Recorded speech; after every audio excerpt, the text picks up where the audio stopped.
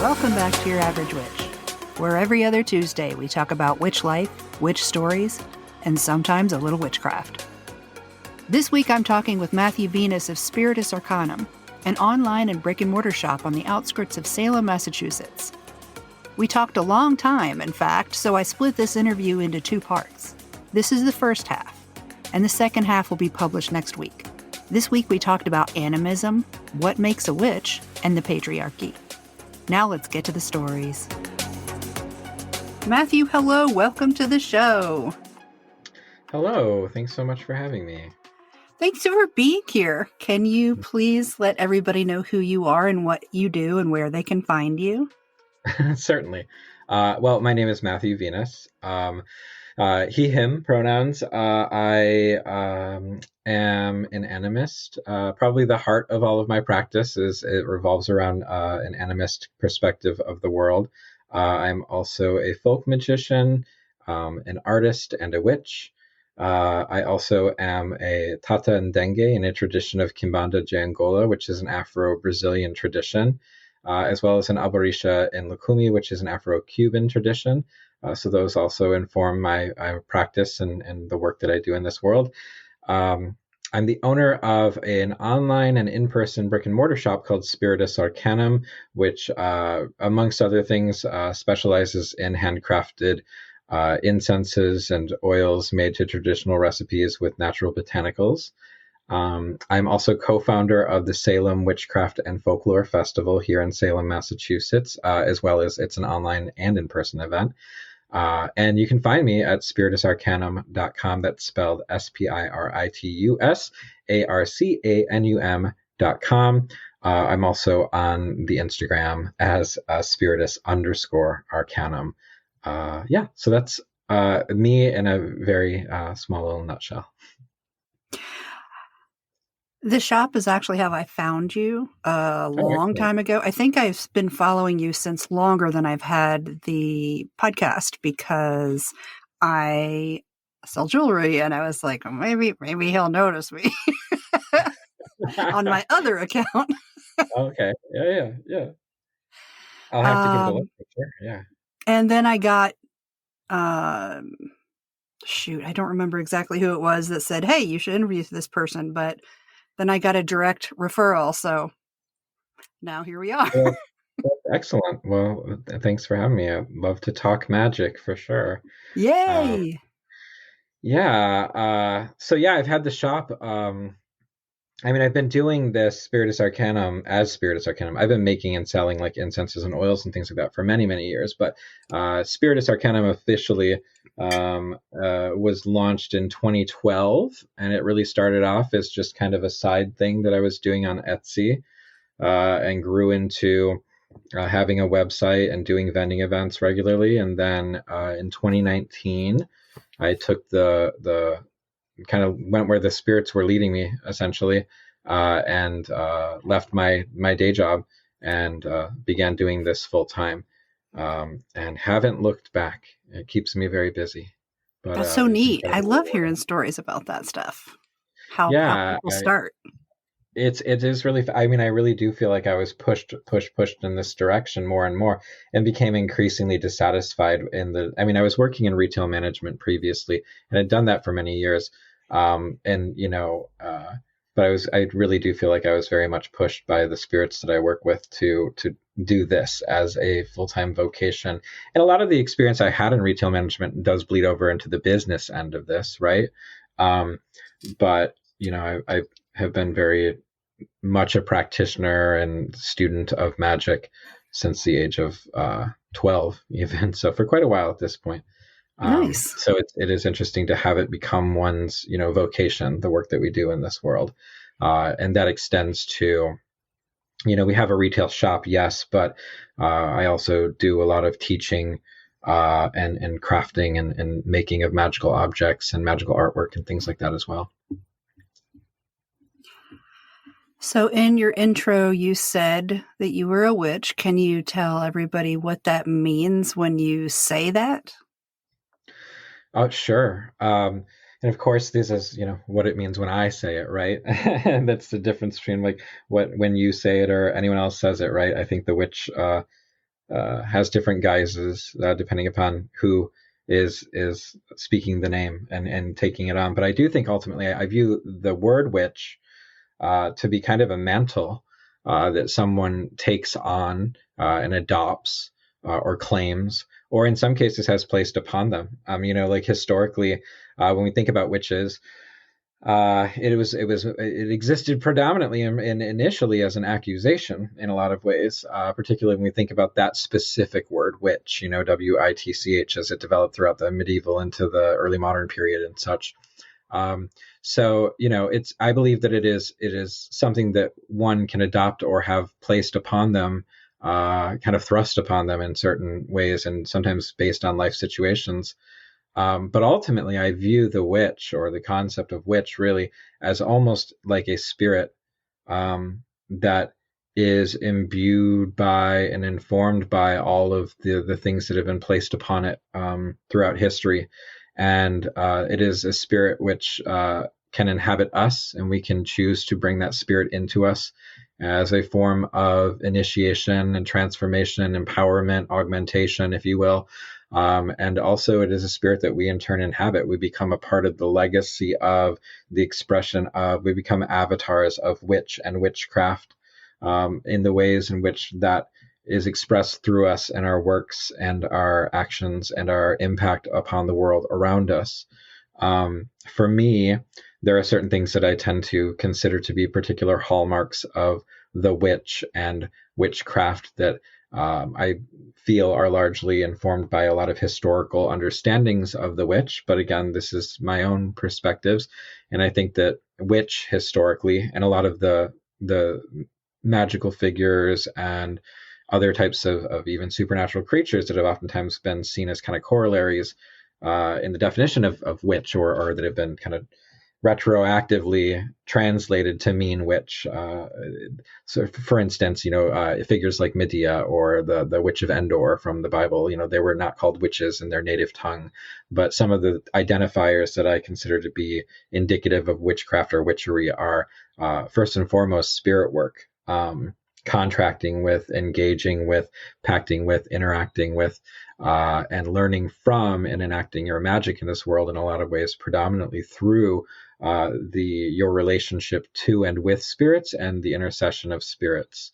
And by extension, I also then kind of, some of the other things that I correlate with my understanding of witch and witchcraft is spirit flight as a part of that practice. So what folks might refer to or otherwise envision perhaps as like hedge crossing or astral projection or shamanic journeying and things like that.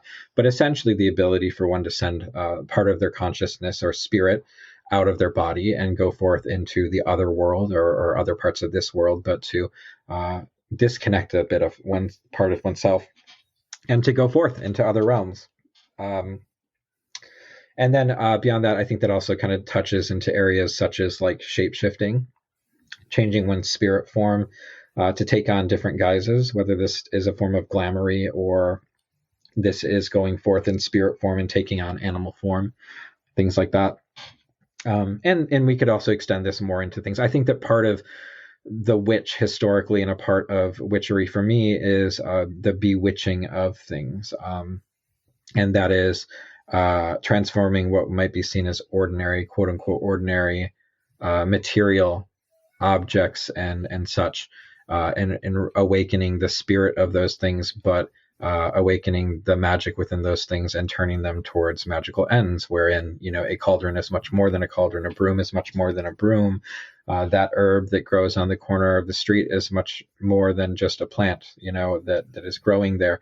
It has a magic all its own. And I think that a part of what the witch does is develop the capabilities for engaging with the world in truly magical ways and awakening kind of the magic and the spirits around us to work in concert with us towards the alteration of fate. That's a lot. It is kind of a lot. Mm-hmm. I'm going to have to absorb that. So I think that It is interesting sometimes because, I I make space for and I recognize that I think that the witch, if we're thinking of the witch, and I don't like the term archetype necessarily, but I like to think of it as a spirit or spirit complex even, that is fed into by all that kind of quote unquote initiate into or take upon the mantle of witch. So it's not my place to express for anyone else who or what the witch is for them, and that would be hubris, I think. Um, so I understand that. I think in a lot of ways, perhaps my vision or experience of the witch or witchery may not always align with particularly the contemporary popular understanding or expression of what a witch is, or the qualifiers for that. However, I think ultimately they are reflective of my understanding, and it based upon historical connections, as well as just the way that I feel like what parts of my practice fall into the realm of witchcraft or witchery as opposed to other parts of my magical practice, because I don't view the terms magic and witchcraft as synonymous. I think that they have distinctions and have had distinctions historically. I like that. Thank you. Well, I'm sure everybody is doing this, what I'm about to say. I'm sure everybody does this. As you were saying it, I was trying to see if it would apply to my practice. And I thought, I don't know, I don't really work with spirits, but I do work with plants, and they have that. So I guess Yeah. technically I do. Yeah. I think a lot of times when I'm talking to people about working with spirits, and particularly, right, so I mean, like I said, the heart of so much of like my practice and worldview is centered around this animist perspective. And for me, I tend to refer to my general worldview as a kind of a form of panpsychic animism, which essentially posits or puts forth that consciousness is a fundamental quality of the universe, meaning that like everything has some uh, some element of consciousness to it. So this extends to everything, meaning, obviously humans and animals, but plants and rocks, but also the wind, also, the computer mouse that you may be holding right now. Also, even the concept of like, even I would argue that there's a certain spirit, because to me this is then extends into kind of understandings of spirit. That for me, spirit, the way that I tend to define what a spirit is a pattern of consciousness that when we are given the proper cognitive and sensory abilities, we are able to interface with.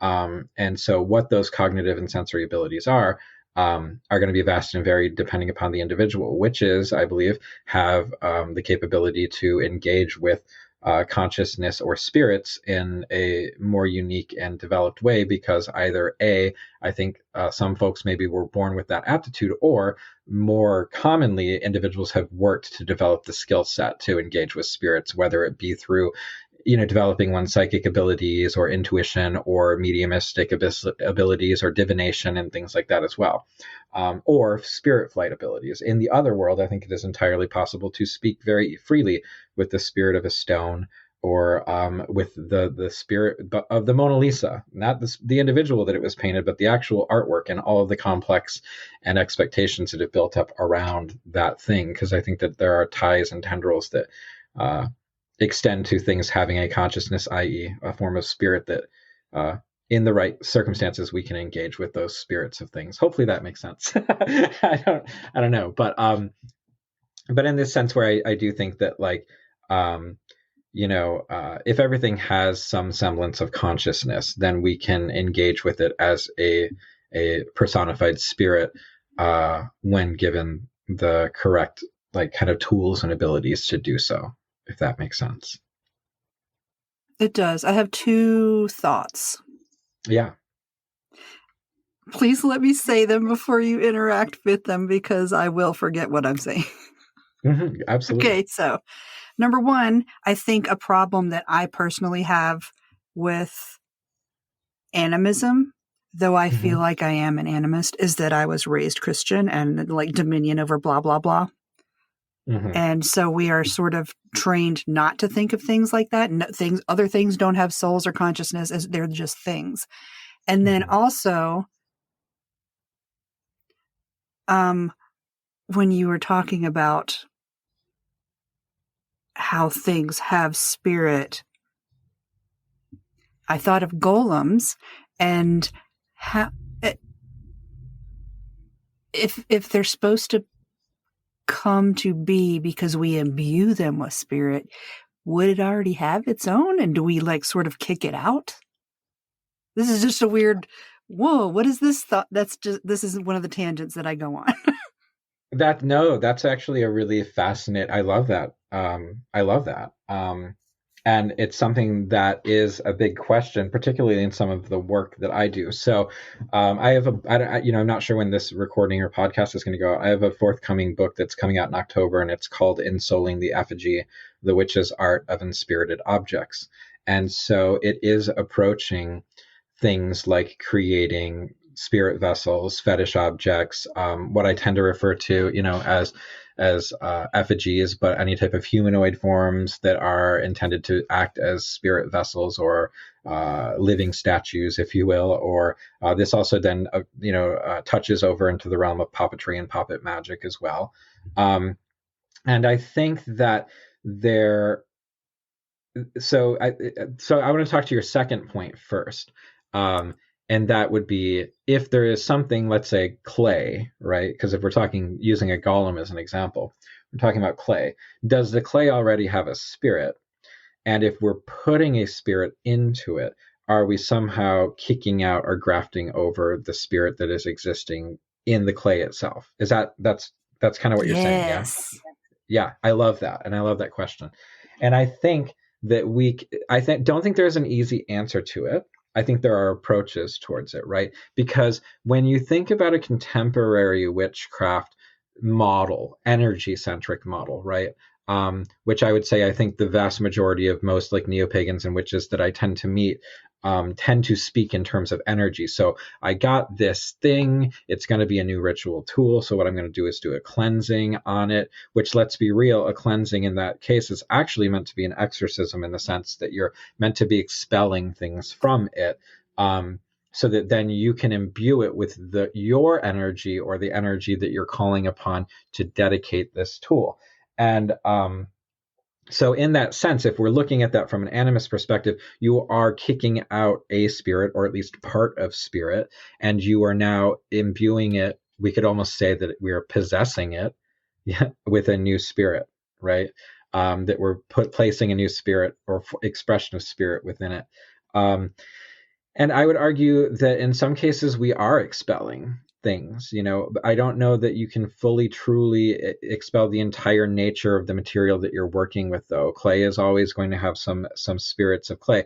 And so the ways that I tend to work with things is not a totally dissimilar model. And I actually do what I would refer to as a cleansing or exorcism.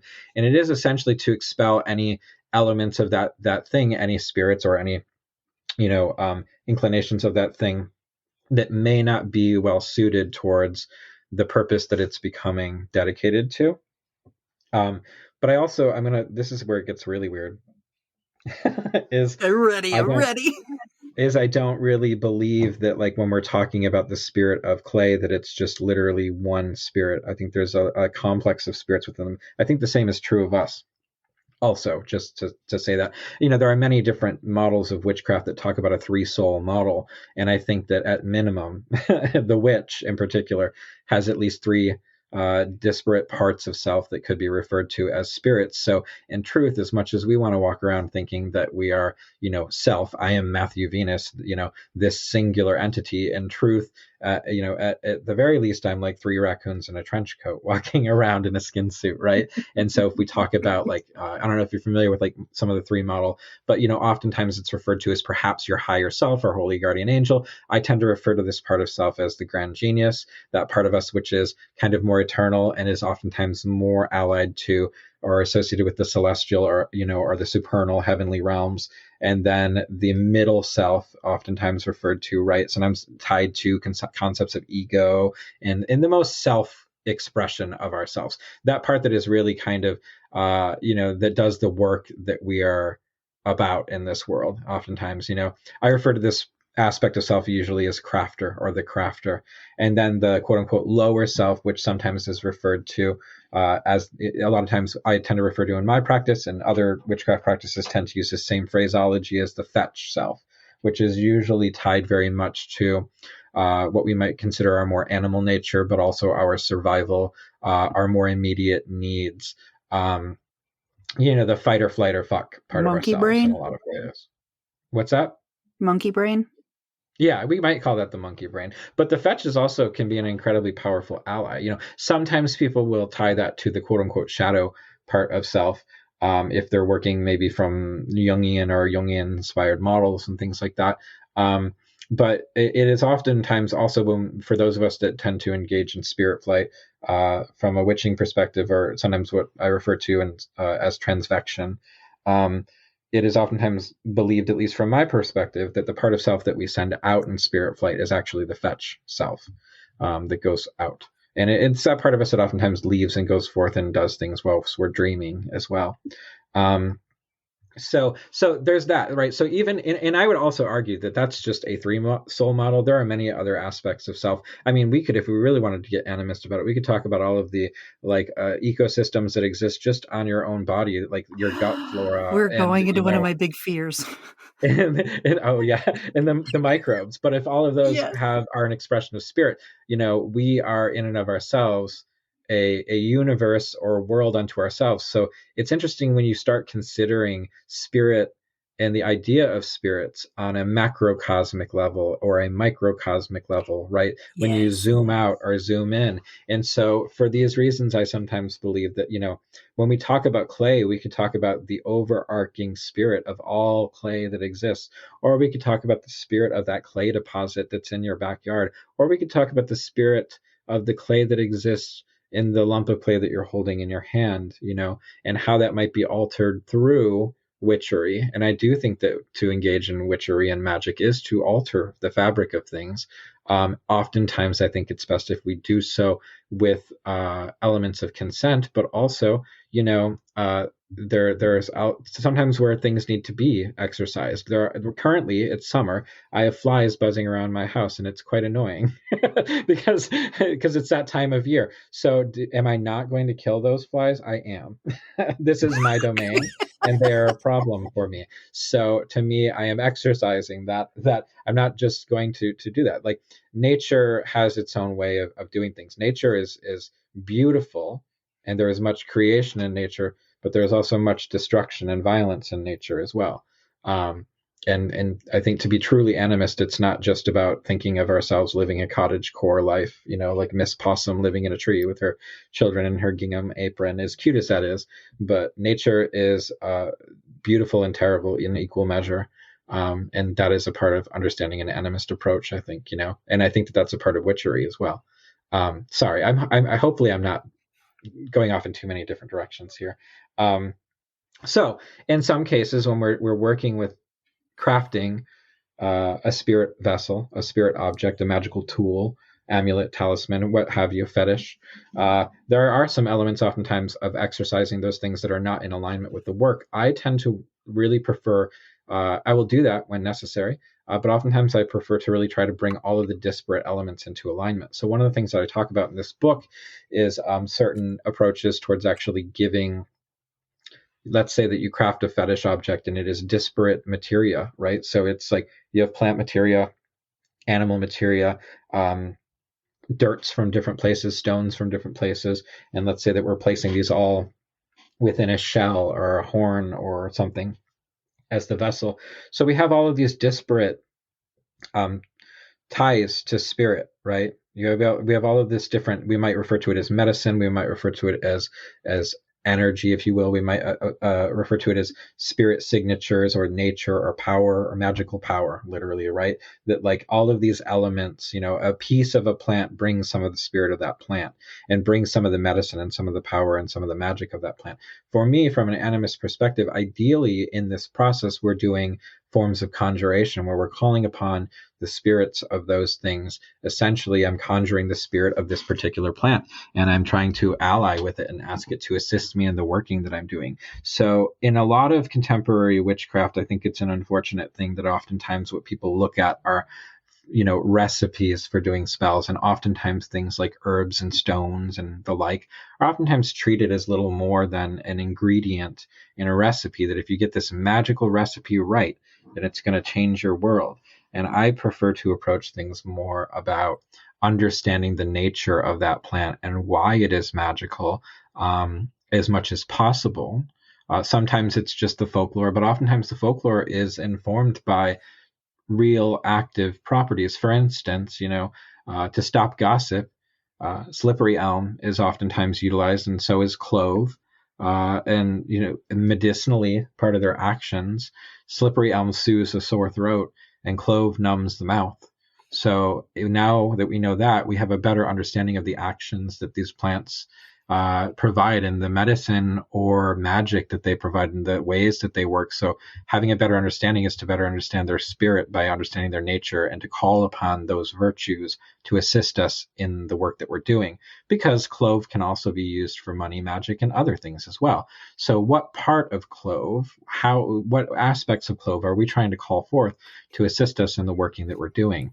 And that's a part of taking this spirit-centered animist approach towards things, is the conjuration of the spirit of the thing, to call it forth, to awaken the spirit of clove. And oftentimes this is by using just voice and calling it forth and speaking to it and personifying it. Even though I understand that clove doesn't speak English, it can respond to it, because breath and word are powerful magical things, as we've known from our earliest mythos and history.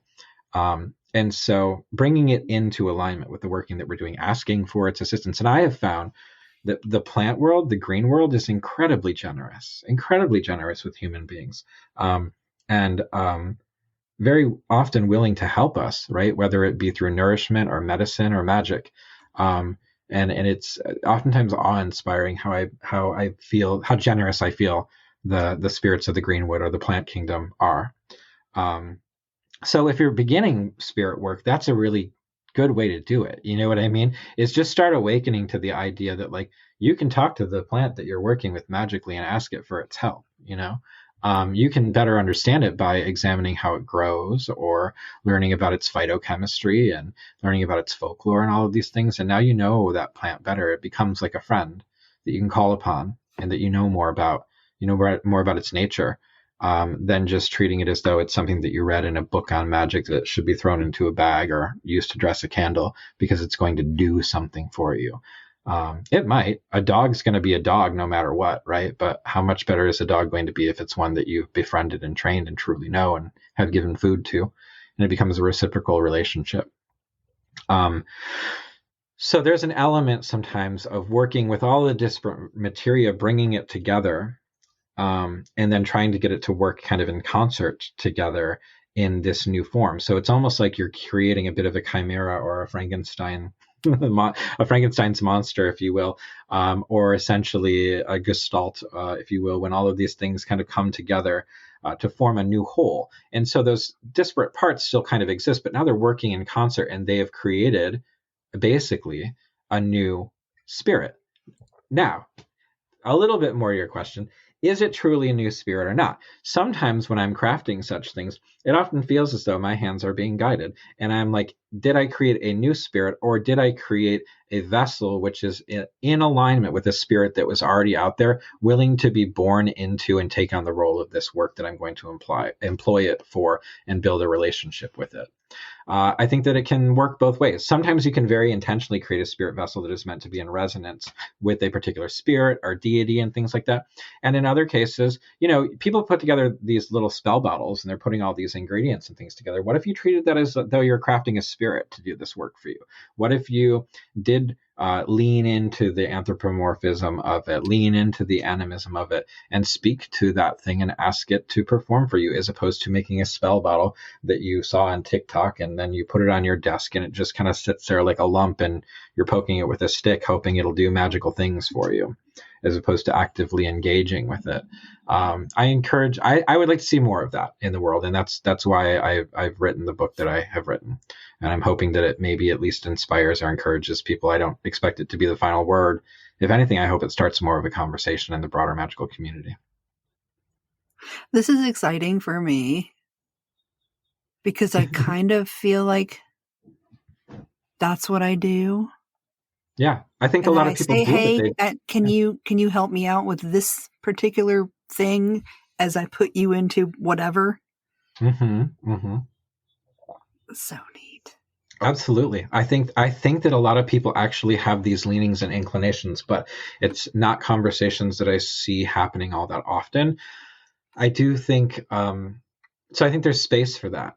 And I do think that a lot of people will talk about the concept of animism within contemporary witchcraft, and it seems to be trending more, which I'm very happy about. But what might that look like in a magical practice, right? And in day-to-day interaction with the materials that we're working with, so yeah, absolutely. I think a lot of people at least kind of touch upon this, and when you start to talk to people about it, even if it's not what they do, they start to like. I love talking to people about it and seeing little like light bulbs go off in their head, that maybe it'll inspire them towards that. Because to reach back to your earlier point,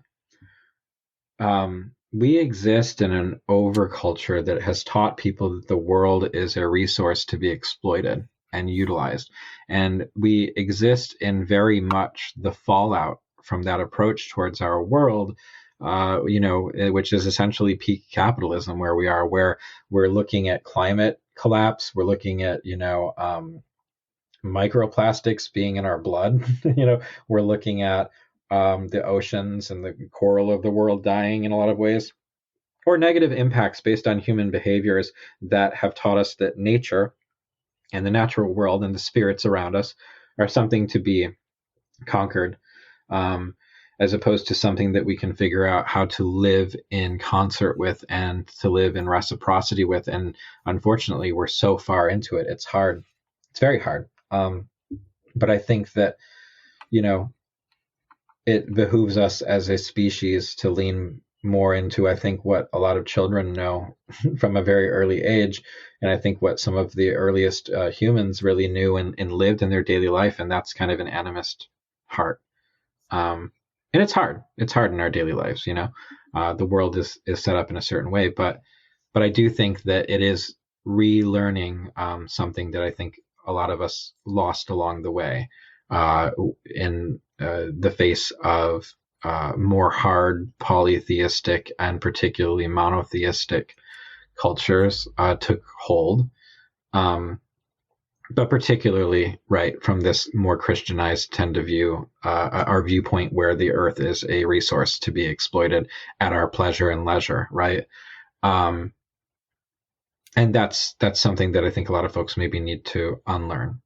I think that in contemporary witchcraft, we still, and I fully understand the hypocrisy in this and the contradiction in this as being someone who is literally a magical retailer. Because there is no ethical consumption in under capitalism. That's the truth. But I do think that one of the prevailing things that I tend to see in the current era of like TikTokification of witchcraft and magic is really a hard lean into materialistic capitalist kind of mindset that this thing is magic. I bought the thing. Now I am magic. And there's not absolute untruth in some of that. But I do think that it can really lend itself to this capitalist kind of mindset, right? Of acquiring the thing makes you the thing, as opposed to like the way that you're actually engaging with the world around you or viewing the world around you. I hope I'm wrong about that. Maybe I'm too harsh in that. But I do think that sometimes there's a bit more materialism in contemporary witchcraft and magic than I wish there was. And don't get me wrong, I am a maximalist, but I do think it is one of those things that I ponder a lot. Is how that exists in the like acquiring and how that exists in an animist kind of worldview. I really try not to come from these things or to these things from a terribly judgmental place, because I'm as much of a product of the broader overculture and the ways that we've been taught to be human as anyone else. And it's, trying to unlearn and trying to do better. But we do exist in a system that makes it very hard to truly and earnestly engage with a reciprocity towards the spirits around us and the earth around us, and in a way which is like as genuine as at least the ideal vision that I would imagine for it could be, What would you say is the biggest motivator in your practice, and can you contrast it to the biggest struggle in your practice? Yeah, I think that probably if I were to be really poetic about it, I think that one of the bigger motivators in my practice is kind of, and it's such an overused term, but it's perhaps overused because it's relevant, but to exist in a form of liminality in a lot of ways. And I think that part of that, what that means for me is it's kind of a mercurial existence in its own way, in the sense of like acting and sometimes being kind of a bridge between the discarnate or the spirits, right, and the material realm. And that means giving things material form that might not otherwise have them, whether that's creating art or creating magical apothecary things or creating spirit vessels, right? But also doing things like giving readings to clients or students, and giving guidance and kind of bringing messages across for people that I hope are helpful. And another big part of that, I think, is, really because my goal, I think, is to hopefully create positive change in the lives of the people that are around me, in whatever ways that's possible. So sometimes that is, teaching individuals and transmission of knowledge, in the hopes that might help inform someone else's life and practice and things like that. It can take a lot of different things, but if I had to break it down, I feel like I'm largely motivated by, I don't know, I guess, fulfilling a role of making connections in ways that hopefully lead to positive changes in the lives of the people that I encounter. I think it's a noble goal. Do we always live up to it? I don't know, but that's at least what I'm aiming towards. I like that. What was that? I like that, though. Yeah. Whereas my biggest struggle is that, Lordy, I will tell you, I am never short of ideas of things I want to do and things I want to create and work that I'd like to do and all these things. But my biggest struggle is literally just never having as much time, energy, or money as I might want to be able to do all of the things that I'd like to do in this world. And also just time management. Literally, I have my fingers in so many different like areas, whether it's teaching or writing or making art or crafting or running a shop or taking clients or doing the Salem Witchcraft and Folklore Festival and other related events and markets and things like that I do. It's a lot. And so I often like to joke that my boss is an absolute tyrant and he never lets me have a day off. Because I will say when being a professional, magical practitioner and witch becomes your vocation, it's the lines between what is work and what is practice and what is your own practice and all of that really become very much more blurred, right? At least for me, there's a lot of overlap. So sometimes it's just a time management. Sometimes it's just allowing myself to actually sit and veg out and like watch some stupid, show on Netflix and be okay with that, when even though I know there's a lot of other things that I could be doing. But sometimes I need to allow myself to kind of reset and also take a step back. I don't think it's healthy for anyone to live completely in the realm of magic 24/7. I relate to the whole the thing where you're the necessary evil of having to sell spiritual things as who we are. Yeah.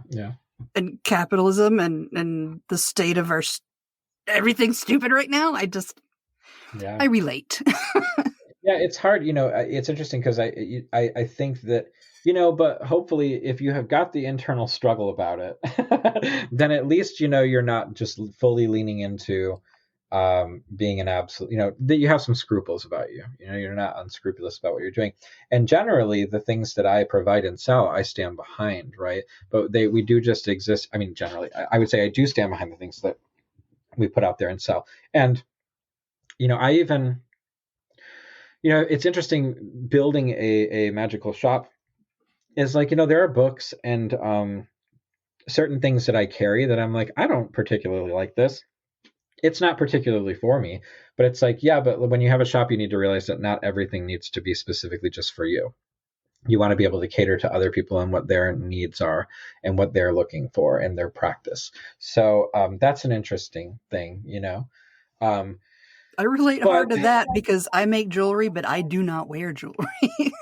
Oh, really? That's fascinating. Yeah. I wear a lot of jewelry. I mean, although it's funny because the older I get, I wear less and less jewelry. But I used to. I mean, I still do have. I have a jewelry problem. So one of these days, when I pass away, everyone can fight over which of my beautiful jewelry pieces they get to have. But for now, I have a hard time saying no to something pretty. So I do. That is one of my. I do like a nice pendant or ring. But yeah, it is a struggle. It is a struggle to try to feel like, you're doing things, in a way that is sustainable and ethical. Can always be a bit of a challenge. And again, it's always interesting to me because sometimes, people will ask me, we carry animal parts and things like that in the shop. I am a meat eater. I don't not eat meat. But it is interesting when we talk about ethics, the question when people are like, how a lot of magical sellers or people will say, oh, this is ethically harvested. But what does that mean? I would much rather have someone say, how do you acquire these things? And then for them to determine what the ethics of that are. Do you know what I mean? Yes, I make jewelry out of bones and things. And so what on the bottom of every listing in my shop, it says, this is how I got it. This is where I got it. This is how I treated it. It's up to you to decide if that's ethical or not. Yeah, absolutely. Yeah. Yeah, because that's what I said, when people say, is this ethically harvested? And I'm like, what do you define what you mean by ethically? You know what I mean? Because certain things that I carry are a result of like I've carried carrion crow parts, which it's a crow species from the UK because it's illegal to have crow parts from the United States because they're protected in the United States. So native species you can't have. But I've carried parts from crows from the UK, and those parts are a part of there's a crow hunting season in more rural areas that they do in order to keep the population down so that they don't destroy agriculture. Now, whether or not you think that is ethical or not is up for you to determine. But these crow parts are just going to go rotting in the ground. And if you think, and that's fine. Or, the person that I get them from collects them and treats them, and then I receive them. And I would hope that they're going to homes where the spirit of crow is being honored and worked with in a way which is respectful and can hopefully maybe also bring some healing to that whole thing. But that's up for each individual to determine whether or not that particular scenario feels ethical to them. And I won't begrudge them either way. We're all allowed to have our own feelings and decide what we do and do not want to engage with in our own craft and our own practice, right? But I feel like to just have a blanket statement, this is quote unquote ethical, isn't the most helpful thing. And so I think that applies to a lot of different elements of magic in general, because I live, in Salem. And every year, I will say, kind of like the same type of conflict or inner conflict that we see. It's interesting to live in a place where actually what happened was a tragedy and a bunch of innocent people were accused of being witches and murdered for it. And now there's a booming tourist industry for a bunch of folks that's real weird. That show up in witch hats and are largely here just because they like Halloween movies or they saw Hocus Pocus. And then there are practitioners that show up here too. And arguably, we could argue that Salem has been, quote unquote, reclaimed by the witches, but there's also always been a commercial element tied to that. In Salem, Massachusetts, that a lot of the people that were the first people publicly proclaiming themselves witches in Salem, Massachusetts, were also making money off of that. So there is that struggle, right? Are you making money off the backs of a tragedy? Are we honoring the spirit of like what actually happened here? And another part of it too is just kind of the broader commercialization of magic and witchcraft, and how do we all feel about that? It's those are all questions that I don't think there's easy answers to, and they're questions that I do ask myself pretty constantly. So I think that does fall into, like, what's one of your primary struggles? That is kind of one of my primary struggles, is existing in a system that I don't always love and trying to figure out the best ways for me, at least personally, to navigate that. But what really makes it worthwhile to me is when somebody who has come in to my shop and purchased something, or maybe taken a class, or other things, shares with me how that made a positive change in their life or was really meaningful to them. And that is ultimately, I mean, of course, we've got to put food on our tables. We got to do what we're doing. But my ultimate goal is that, there's nothing more meaningful to me than hearing something positive like that from a person. I don't know what more, we can really try to ask for in the world. And I don't want to pretend like, owning a witchcraft shop is somehow in any way comparable to, like, I don't know, being a heart surgeon or a humanitarian feeding starving children in third world countries. But I like to hope that what I do has a meaningful impact on the lives of the people that it touches. I agree. Now that we're talking about this stuff, kind of, yeah. What is your favorite tool in your practice? It doesn't have to be a physical object. It doesn't have to be stuff. It can be like a theory, or it could be spirit, or it could be a song. What is your favorite tool, and how do you use it in your practice? Because I would say my favorite tool is not a physical tool. It is breath. Breath is a huge part of my practice. And so much of the way that I kind of view things, and it's fascinating, right? Because when we look at a lot of, so it's even in the name of my business, Spiritus or Spiritus Arcanum. Spiritus is a term that refers equally to a spirit or the spirit, but also to breath. And when we look at so many different words throughout history and the ways that they have come to be, like pneuma, which means oftentimes spirit, but also relates to breath. We see this in the way that it's utilized in the word pneumonia, right? Speaking to the breath and the breathing process. But even the term anima, that it is the root for animism. Anima can refer to spirit, but also breath. When we talk about inspiriting things, it's also similar to inspiration, but inspire is to breathe into or be breathed into, just in the same way that to expire is to breathe out. So when we expire, it's our last breath leaving us, right? And inspiration could be linked to the first breath or the breath of life, or being inspired or breathed into by the spirits around us or the gods around us. So breath is tied to so many different phraseologies and terminologies in these ways. And intrinsically linked to spirit and spirits and the transmission of those things. So, and life, right? But for me, breath is tied also to the word, right? The power of word, the ways that we use the magical voice and that we conjure forth spirits, and we can change the world through our words, for better or worse. And we see a lot of that these days, for better and worse, the way that people utilize words. And like I touched upon earlier, so many of the deities or spirits that are oftentimes tied to magic itself are linked to words, right? And linked to communication, because that is magic, the communication of things. So I use breath a lot in when I'm conjuring things, when I'm calling upon things, when I'm breathing life into magical objects or transferring, magical power. Um, I also use it a lot in the ways that I tend to like kind of call or give offerings to spirit. I think that it's great to be able to leave physical offerings for spirits, but sometimes the offering that I leave is a song, an extemporaneous song singing to the spirits of places. And the breath is a powerful thing to give in exchange, is particularly consciously give in exchange to plant spirits, right? Because we're breathing together. Our inhalations are their exhalations and vice versa. And so giving breath in exchange when we're harvesting plants and things like that can be an incredibly powerful thing. Um, and I utilize a lot of wind instruments in some of my practice. So I really like playing various forms of like flutes and ocarinas as forms of spirit calling, but also as forms of kind of spirit offering. So yeah, breath is a big one for me. I like this conversation. Well, thank you.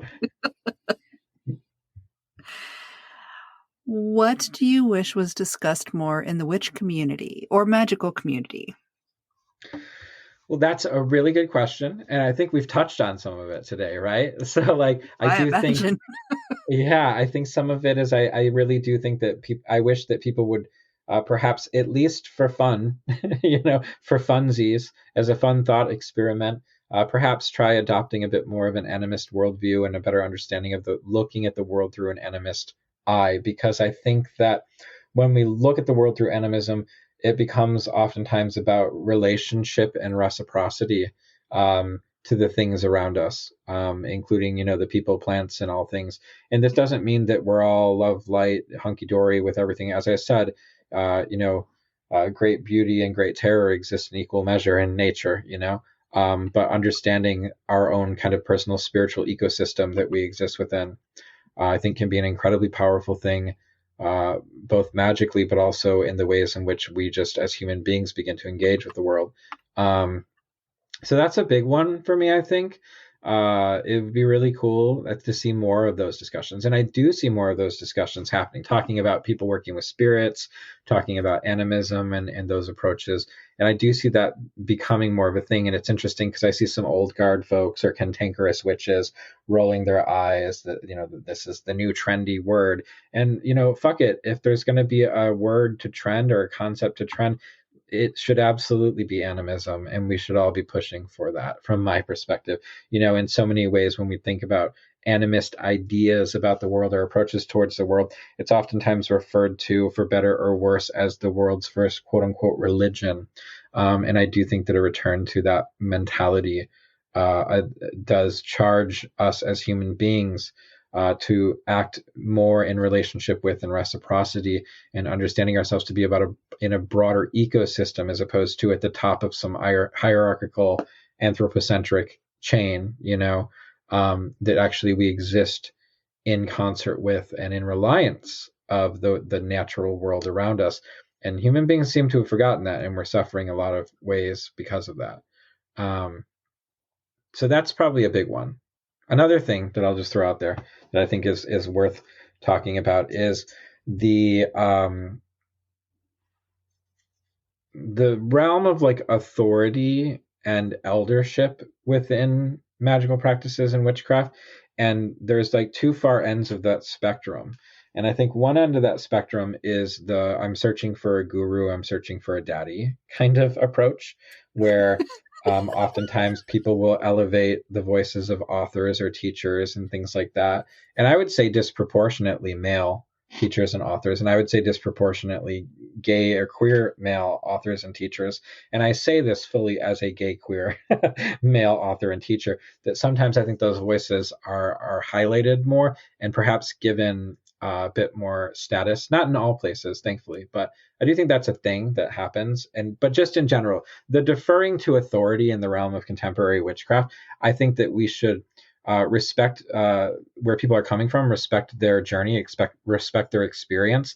But I don't think that as a witch, it behooves us at all to search for necessarily a guru or savior. And I think some of this is carried over from, the broader patriarchal culture and Christianized kind of holdovers from individuals that join into neo-paganism and witchcraft, and haven't fully healed beyond some of those things, because also it's reinforced by our culture. Our culture absolutely reinforces deferring to particularly male authority, and specifically, more often than not, white male authority.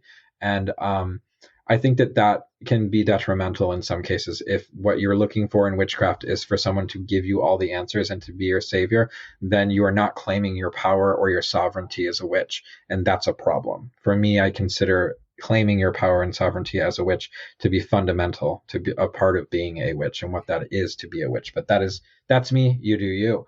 But in the other flip side of this is then the other complete opposite end of the spectrum, which is the absolute bucking of all authority and the absolute bucking of all eldership or hierarchical structures, where I don't need anyone to tell me anything. I got this. I can figure it all out. I know all the answers. And it's this interesting kind of play between certain aspects of like the way our society teaches us to defer to like patriarchal kind of models and male authority, and the other side of it, which in kind of a peak capitalist kind of model of things, is this hyper individualism that's sold to Americans, particularly, or in the West perhaps. And so it's like these two far ends of the spectrum that I feel like oftentimes work against an individual's progression. I think that like community can be a good thing, or at least recognizing people that may be able to function as ethical, reliable elders. Now, that being said, in contemporary witchcraft and Wicca, there have been a lot of bad actors who have been more than happy to take on the term or role as elder. So I understand the pushback of that. And I think that's one of the things that contemporary witchcraft obviously really struggles with in a lot of ways. It's like, who do you treat as an authority? Who can you trust as an authority? And in that is hard.